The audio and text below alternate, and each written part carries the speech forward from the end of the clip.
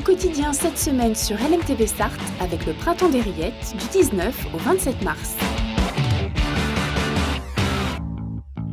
Il est 18h45, soyez les bienvenus sur LMTV Sarthe. Je suis ravie de vous retrouver pour ce numéro spécial de Quotidien à la suite, puisque vous le voyez, on n'est pas en studio ce soir, on est à Mamers, puisque nous sommes le 25 mars, et qui dit mars dit Mamers en mars. Pour m'accompagner ce soir lors de l'émission, deux invités, je vous propose d'aller les retrouver. Et avec nous ce soir, la présidente du festival, Mia Mallet, présidente donc de l'association Artemis, l'association organisatrice du festival. Bonsoir. Bonsoir. Et à vos côtés, Laurent Manoury, vous êtes président donc du local Art Factory et en charge de la scénographie pour le festival. Bonsoir à vous. Bonsoir. Merci à tous les deux d'être avec nous. Ça fait 2 ans qu'on n'a pas pu avoir un festival en structure classique. J'imagine que pouvoir enfin, sans mesures sanitaires, enfin proposer quelque chose, c'est un peu un soulagement. Oui, c'est vraiment pour nous un cadeau en fait. C'est vraiment un plaisir parce qu'on met du temps à chaque fois à préparer ce festival. Et là, de pouvoir le faire en mars, parce que c'est quand même l'intitulé du festival, hein, Mamers en mars, c'est juste un plaisir et de pouvoir retrouver les partages humains aussi et voilà les discussions. Ça va être quoi, les temps forts justement pendant les 3 jours à venir? Alors les temps forts, il y a d'abord bien sûr les films. Voilà, les films qui sont en intégralité les temps forts. Il y a aussi la déco qui ont plusieurs temps forts. On a un concert le vendredi soir. Donc voilà, en partenariat avec le Festi-Rock de Mamers qui est un temps fort. Donc à 23h30, il y a un concert. Et il y a également le premier temps fort, ça va être dans 1 heure à peu près, qui va être le déroulement de l'exposition. L'inauguration, oui, de l'exposition des différents artistes. Est-ce que c'est vous, oui, Laurent, qui êtes en charge de toute la scénographie, de toute la partie décoration, même ce que l'on voit derrière vous? C'est vous qui avez participé à ce que l'on puisse avoir ça ce soir? Expliquez-nous. Alors en fait c'est un collectif, moi je suis intervenu modestement pour préparer et organiser un petit peu les choses entre différents artistes qui se sont impliqués dedans. Donc derrière nous on a les œuvres de Grigor Nahabetian qui est un artiste qui a des projets de sculpture monumentale. Donc il a réalisé une pieuvre monumentale là, qui est dans le hall de l'exposition. Ces maquettes de sculpture, certaines qui ont déjà été réalisées. Vous parlez de confinement, l'exposition derrière nous elle a été confinée pendant 2 ans dans la maison de l'université. Personne n'a pu la voir pour l'instant, c'est la première fois qu'elle peut vraiment ressortir comme ça dans un lieu public. Et puis il y a Laurent Delay qui a son projet de photographie aussi monumental, un collagiste Pascal Seigneury, et puis tous les artistes qui vont être impliqués pour la soirée plus spécialement du samedi soir avec une programmation, 3 DJ, un VJ, et puis tous les mobiliers, les dômes qui ont été montés. Donc ça a impliqué une bonne quinzaine d'artistes et puis de jeunes bénévoles de la mission locale aussi qui sont venus nous épauler pendant toute la semaine. Ça fait du bien un petit peu de déconfiner l'art de manière générale, autant cinématographique que l'art visuel qu'on nous présente aussi ce soir. Oui, pour nous c'est un plaisir en fait parce que de pouvoir réaccueillir des gens, de pouvoir repartager, on a des concerts, on a de la musique et du coup c'est un partage des arts également.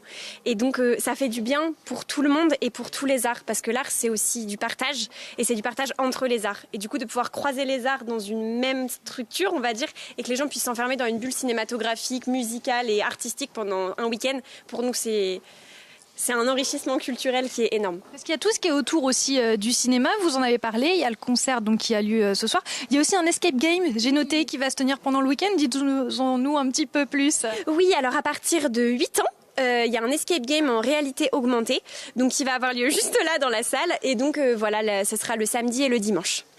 Si on veut venir voir des films, il y a aussi moyen d'avoir une garde d'enfants dans la journée. C'est-à-dire que c'est vraiment un festival qui se veut accessible pour tous. Alors oui, du coup, on va avoir une garde d'enfants avec une structure autour qui a été construite par Laurent et son équipe. Et donc, oui, les enfants peuvent être gardés de 10h à 19h le samedi et le dimanche. C'est gratuit ? Oui. Une bonne nouvelle, c'est une info à dire. Il y a 10 jurys, 9 jurys, j'ai oublié, 9 jurys, voilà, pour 10 courts-métrages et longs-métrages qui ont été sélectionnés. Ça a pris combien de temps la sélection? Comment ça s'est passé un petit peu? Alors, la sélection, elle se fait en amont. Du coup, il y a la sélection des longs et la sélection des courts. La sélection des longs, c'est Maxime Guérin qui s'en occupe. Il va chercher au niveau des distributeurs les films. La sélection des courts, pareil, une équipe. Et en fait, ils vont sur une plateforme et ils sélectionnent les films sur la plateforme. Et donc, il y a 9 jurys et on a également un jury d'élus cette année. Très bien. Voilà. Eh ben c'est noté. Merci beaucoup en tout cas à tous les deux. Ça va commencer dans quelques minutes le festival, donc plus qu'à vous souhaiter bon courage pour 3 jours. Merci à vous.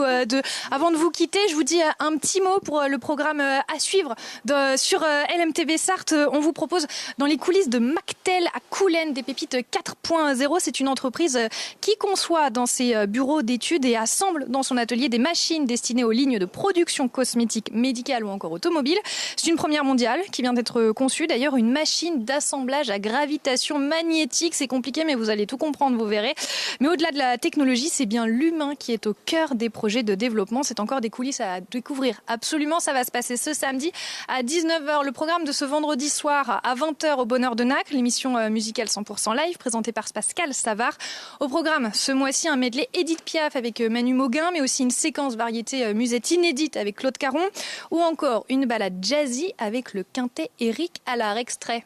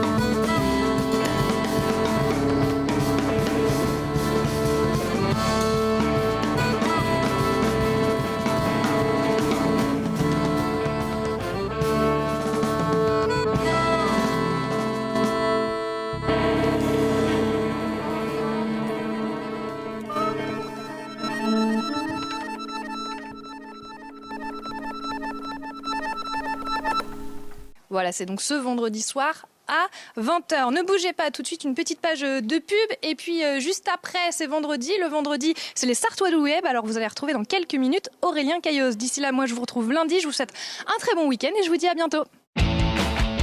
Au quotidien cette semaine sur LMTV Sarthe avec le Printemps des Rillettes du 19 au 27 mars.